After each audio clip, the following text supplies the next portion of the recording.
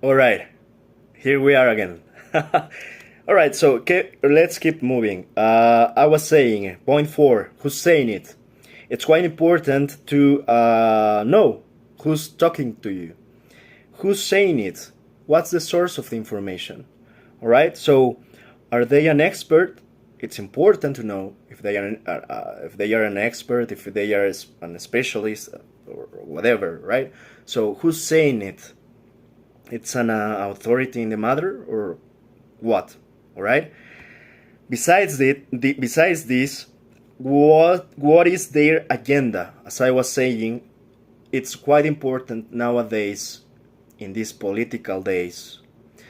Not even in just political topics, even in economy, even in financial, even in science topics, you have to know that there's a background agenda. There's an agenda behind all of this, you know? So you have to open your eyes and be quite clear that it's quite difficult to in any area that you are dealing with to don't find an agenda that it's probably financing something, injecting some capital in some things, in some projects, in some agendas, you know? So you have to know who's talking to you and what is their agenda. It's quite important nowadays. If it's left wing, right wing, middle wing, whatever wing, it's as I was saying, social democracy. I don't know, Trumpist. It's Kamala Harris thing, Barack Obama thing, Hillary Clinton thing. You have to know who's talking to you. Is it CNN? Is it Fox News? Each of these, let's say, media streams or political figures or institutions or governments, they all have their own agendas, all right? So it doesn't matter if it's the UN talking, it doesn't matter if it's Amnesty International, that's the translation, if it's Human Rights Watch, it doesn't matter. You have to know who's talking to you, all right? When you try to inform even yourself, you have to know who's talking to you. So, bottom line, the most important thing, it's to know what is their agenda, all right? So, combined with the plausibility of the claim, this will affect how heavily you'll need to scrutinize the data, all right? Where did the data come from in the first place? It's quite common that when you are having a discussion, a debate, this typical thing that I have one source, yes, but I have another source, right? So it starts to be like a competition, a sources competition, you know? Like, my source is the one. No, I don't believe any of it. My source is the one, you know? It's like, who's the truth is? It's like, it's my truth, you know? So it starts to be like not useful to to have that kind of discussions that lead you to nowhere, unless you have a good source, unless you have a very specific and trustful and reliable source. If that's the case, then your source it's really useful, all right? But if not, not that much. So, real life example. In 1998, a research paper published in The Lancet You know, the Lancet, you know, it's a prestigious scientific source, claimed there was a link between certain vaccines and autism. Several subsequent studies by independent organizations show the author of the paper, Andrew Wakefield, manipulated the evidence. Oh my, oh my F goth. To create the appearance of a link in his research. We have another fallacy here. And by the way, this is going to be your homework the next time, because after we have our fallacy lessons, I'm going to give you these same examples and you have to identify it. I don't want to keep you saying which kind of fallacy we have here.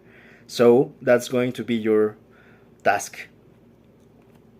I keep going. So, although he was a gastroenterologist, I could say that. That's not quite easy. It's like saying parangucutirimicuan in Spanish, alright? So, give me the credits, alright? So, okay, again.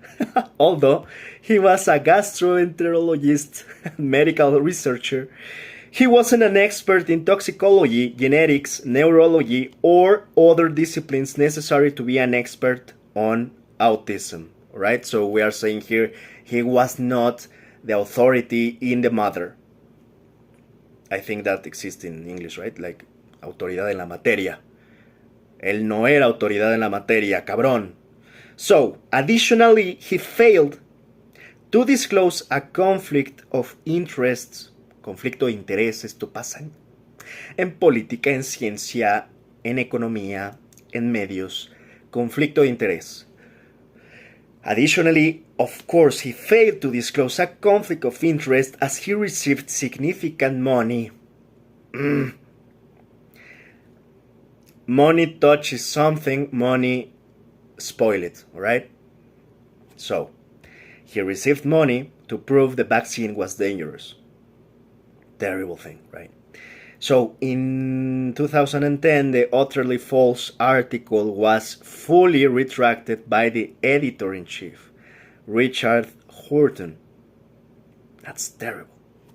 But that's the way media operates. That's what we are trying to acknowledge here. To be aware that media sometimes it's mercenaria. Let me translate that. I don't remember how to say mercenario. Like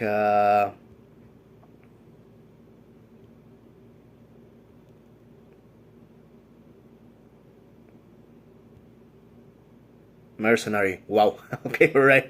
So yeah, that's the thing, right? So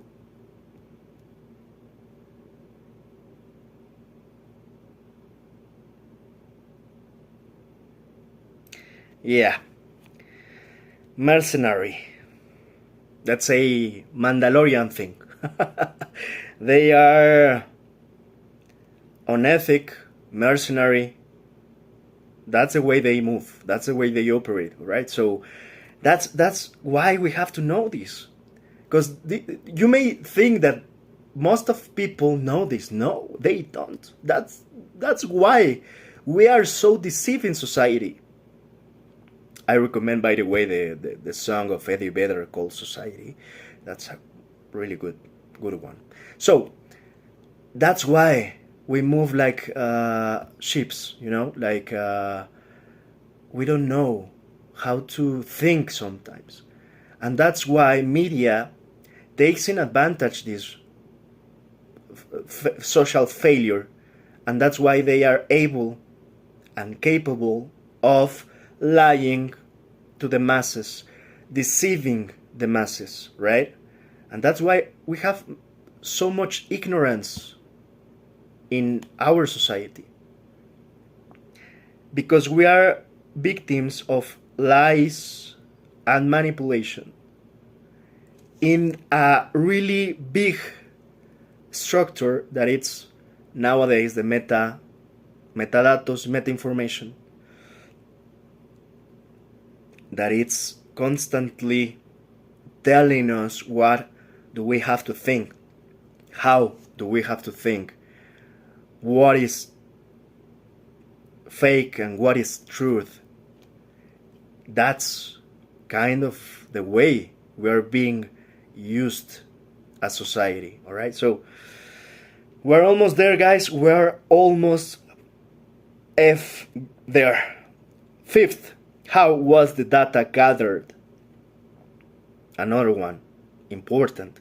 How did they arrive at their conclusion? How? Often, it's not that easy to gather the exact data you need or want. What was their methodology? That's the way you say it, methodology. What was their methodology? What was it? Have any approximations been made? Where is this done sensibly?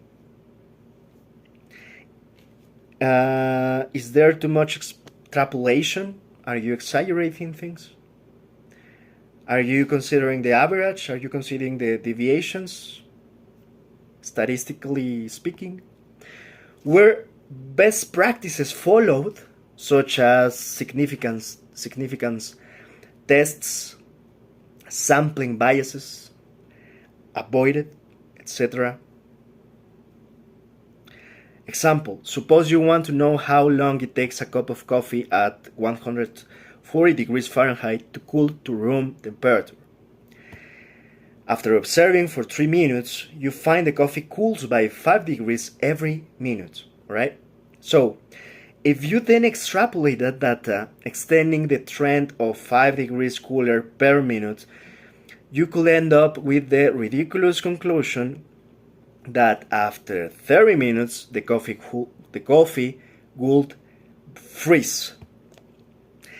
This extrapolation fails to consider physical limits. Coffee cannot become colder than room temperature, for example. Science fact, right? So, and the rate of cooling slows as it gets closer to room temperature. All right, next point. 6. What's missing? I think this is related of the cherry picking thing, of the fallacy, all right? So, what's missing? Was their sample representative of the whole? Of the universe, statistically speaking? Has the data been cherry picked, as I was saying? Example, only using the information that they want, that it's convenient for them, that it's convenient for them to make you think what they want you to think. Be careful. Do you have other data that will help put the claim in context? So, real life example. Global warming is an often debated topic where both sides have trends to back their claims. This is achieved by cherry picking only the data that supports their position while omitting the rest. Right? The graphs below from Skeptical Science visualize. I can't. Maybe I'll try to show it to you. The graphs. But well, you can find a lot of examples of cherry picking things and graphs of cherry picking where they try to, as I was saying, to pick it like with pinzas, the information that it's quite suitable and convenient to them to show to prove their point. All right, but that's not valid at all. That doesn't give sustain to their argument, right? So it's a tricky way to try to prove your point, but it's not valid at all, right? So, as I was saying, the graphs below that I'm showing here, Skeptical Science visualize cherry-picked global temperatures, and it's, as I was saying, in this topic of global warming, you can find a lot of it as in many other examples, right? So, a companion to the cherry-picking bias is selective windowing. It's like, as I was saying, it's like picking specific information to your consideration and for your convenience. This occurs when the information you have access to is unrepresentative of the whole in statistical terms, right? So,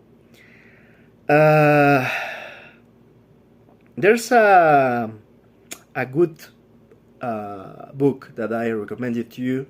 It's called A Field Guide to Lies and Statistics. There's a quote in Spanish. I would say it in Spanish right now. So it says, los datos no mienten, pero se pueden mentir con los datos. Eso es una cuestión fundamental para entender, ¿ok? Los datos no mienten, sí. Muchos, insisto, suelen sacarte la gráfica en debates, en discusiones y demás, y te dicen, oye, pero yo tengo esta fuente y tengo estos datos. Y como yo decía hace unos minutos, se empieza a hacer una competencia de mis fuentes y mis datos, ¿no? Y esta es mi verdad y mi verdad es la buena. Ok, pero si esos datos y esas fuentes y esas gráficas no están ligadas al debate y lo sustentan de manera correcta, de nada te sirve sacar 1000 datos y 1000 fuentes y 1000 gráficas. Al final lo que importa es realmente sustentar tus dichos y tus argumentos con gráficas y datos congruentes que además a su vez estén basados en fuentes confiables, lo más confiables posibles. Donde haya un cierto consenso, donde se diga esa fuente es confiable. Que es complicado, incluso a veces, insisto, a veces uno se termina peleando más por la autenticidad y veracidad y confiabilidad, prestigio de las fuentes, que ya por los argumentos, ¿no? Porque está famosa, ya la sabemos en México, de tengo unos datos, pues yo tengo otros datos. Y ahí, a ver, sácalos de esa pelea de datos, ¿no? De esa riña de datos. Y hay veces que hasta en eso se termina desvirtuando muchos debates, ¿no? Se termina distorsionando hacia el lado de quién trae los mejores datos. Es complicado el análisis de datos. Entonces, nada más recapitulando lo que yo decía, perdón que ya está haciendo en Spanglish aquí porque estaba hablando en inglés, pero que quede claro esto en español porque es importante también.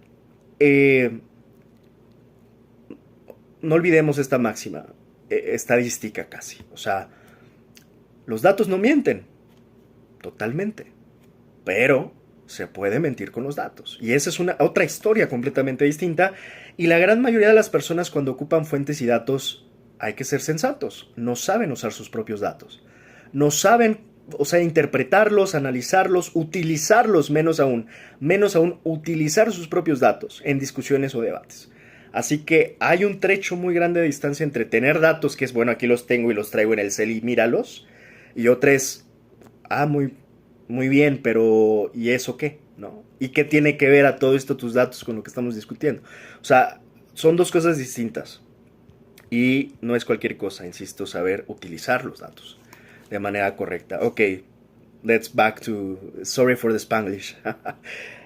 Let's go back to it. I was saying I was giving a recommendation of a neuroscientist called Daniel Levitin that has a book that I recommended to you. It's called Field Guide to Lies and Statistics.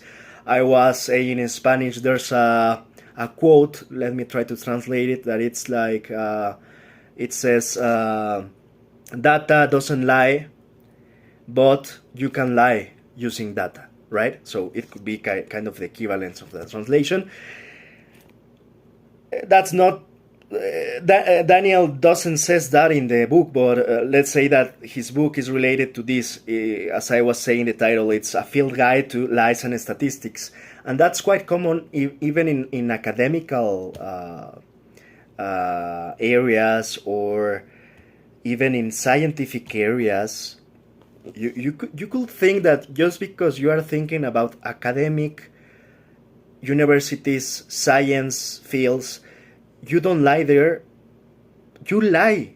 People lie even in there. In academic fields, in scientific fields, they are not the exception in the rule. They can lie using statistics. Not just politicians lie using statistics. Scientists lie using statistics. Academics lie using statistics. So that's sometimes the tricky thing about using statistics, that You can use it, you can use them, yes, but of course, you can lie as well using statistical information. So, we are getting to reaching the end already. I think this is the last one. 7. Is the data being distorted? In addition to cherry picking, as we were saying, other tactics might be employed. For example, the line chart axis might be cropped or a misleading average might be shown. Again, example, the line chart axis might be cropped or a misleading average might be shown. It even rhymes, right? It's poetic, even poetic. So, real life example, in 2012, Fox Business showed a chart visualizing the impact if, by the way, I'm gonna place here like the image so you know what I'm talking about, right? So, chart visualizing the impact if Bush tax cuts were to expire. The top tax rate will change from 35% to 39.6%. However, the axis was cropped, beginning at 34% instead of 0%, which made the tax increase appear larger than it actually was. If Bush tax cuts expire, that's the name of the graph. Alright, so curiosity is bad for cats, but good for stats. Beautiful phrase. Beautiful quote. Curiosity is bad for cats, but good for stats. Curiosity is a cardinal virtue because it encourages us to work a little harder, to understand what we are being told, and to enjoy the surprises along the way. Beautiful thing, he's saying. This is Tim Harford, economist, author, and journalist. Beautiful thing he's saying. I'm gonna read it again because it's quite beautiful. Again, he's saying, curiosity, Tim is saying, curiosity is bad for cats but good for stats.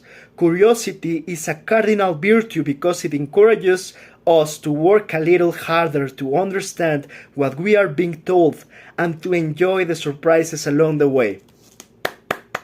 Beautiful. Beautiful.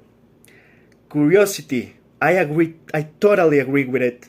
And I want to add that curiosity may be probably the root of knowledge. You can say that it's doubt or curiosity, but they are quite similar. To be curious about it and to question something, it's quite similar. So curiosity may be the root of knowledge. So never lose your own curiosity. Never stop asking, questioning ourselves, questioning yourself. What is going on? That's the main thing. That's the root of analysis, I gotta say. That's the root of knowledge, but as well of the good analysis. Never lose your curiosity. Never stop asking. This was the lesson of today. I hope it's useful for any. And I was pleased to give this. I am gonna let this to be available. Generally, I of course I get paid for my services, of course, but sometimes I use as well to do things por amor al arte, por amor a la ciencia, por amor a la verdad, por amor a la vida, por amor al amor. So in that way, I'm gonna let this totally free. It's in English, of course. I'm trying to encourage you to please God for once and all. Speak English. It's gonna be quite useful in your life. So this is the moment. If you are not in Duolingo already, try to download at least Duolingo and start learning, if not English, whatever the F you want. German, Chinese, whatever, but learn something. Another language is going to be quite useful, right? So this was our short introduction for information and data analysis, and I hope it was useful for the ones that see this information and see this little lesson. We keep in touch. Thanks. See you soon.